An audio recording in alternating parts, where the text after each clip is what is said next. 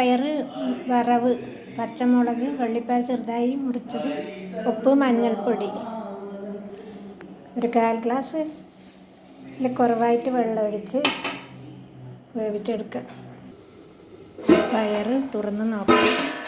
ഇത് ചതച്ച 2 അരി വെളുത്തുള്ളി ഇട്ട് കൊടുക്കുന്നുണ്ട്.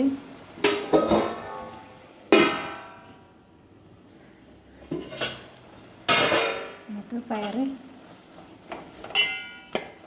ഇളക്കി കൊടുക്കാം. കുറച്ച് തേങ്ങയും കറിവേപ്പിലയും ചേർത്ത് കൊടുക്കാം.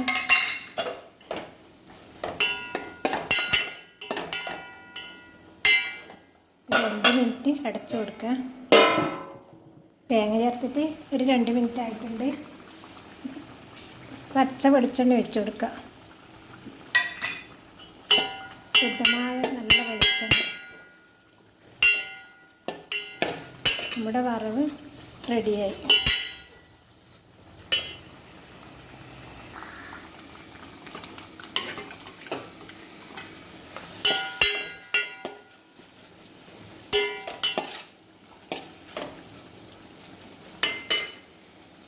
നമ്മുടെ അതിഥി തൊഴിലാളിൻ്റെ ഭക്ഷണമാണ്.